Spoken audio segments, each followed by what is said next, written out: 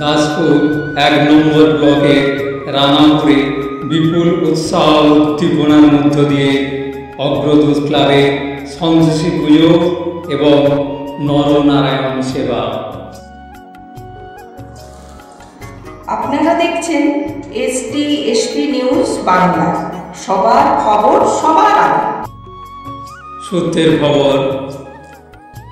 রানাপুরে সন্তোষী পুজো ৩০ বছর পূর্বে অগ্রদূত ক্লাবের সদস্যরা ক্লাব প্রাঙ্গণে শুরু করেছিল। সেই প্রাচীন রীতিনীতি পুজো পদ্ধতি অক্ষুণ্ণ রেখে আজও ঐতিহ্য পরম্পরা মেনে সেই পুজো আজও চলেছে। রসিকগঞ্জ, রানাপুর গ্রামের মানুষ এবং আরও বিভিন্ন গ্রামের মানুষের আর্থিক সহযোগিতায় এই পুজো হয়। এবারে পুজো বাজেট ১ লক্ষ টাকা। সেই সন্তোষী পুজোর চিত্র STSP নিউজ বাংলা চ্যানেলের মাধ্যমে সরাসরি তুলে ধরছি। দর্শক, আপনারা দেখুন। রানাপুর থেকে রাজীব পাত্রের রিপোর্ট, সঙ্গে আমি শ্যামাপদ প্রামাণিক। STSP নিউজ বাংলা, সবার খবর সবার আগে।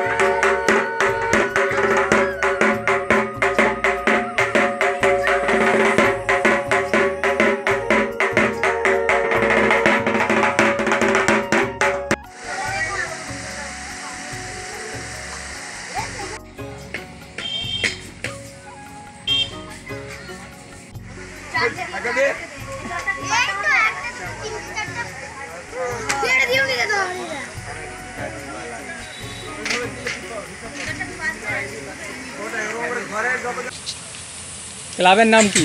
ক্লাবের নাম অগ্রদূত ক্লাব। কত বাজেট আছে এবারে সন্তোষী পুজোর? সন্তোষী পুজোর বাজেট আছে আমাদের ১ লাখ টাকা। এই টাকা কোথা থেকে আসে? আমাদের সব জনসাধারণের কাছ থেকে তোলা হয়, তারপরে লোক ডোনেশনও করে কিছু। এটা কতগুলো গ্রামের পুজো? কতগুলো গ্রামের পুজো? রসিকগঞ্জ, রানাপুর। আপনার ওখানে আছে রসিকগঞ্জ, রানাপুর, নিমতলা, 3টে গ্রামের পুজো। নিমতলাটা আমাদের ঠিকানা দেওয়া, কিন্তু আপনাদের ওই ব্যানারে আছে রসিকগঞ্জ, নিমতলা। নিমতলা না, নিমতলা স্টেশন। আমাদের শুধু রসিকগঞ্জ আর রানাপুর।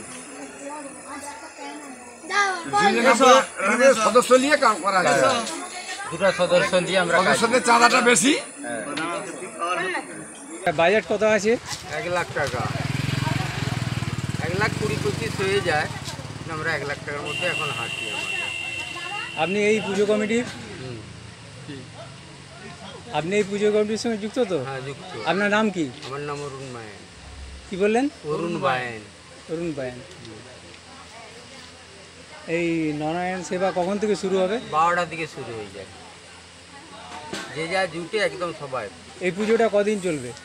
আমাদের আজকে পুজো 3 দিন, আমরা রবিবার দিন বিসর্জন দিয়ে দিই। কিছু অনুষ্ঠান আছে নাকি? না, কিছু অনুষ্ঠান না, হয়নি আমাদের এই পুজো আর বালক ভোজন করানো হয়। নরনারায়ণ সেবা 3000 লোক খায়।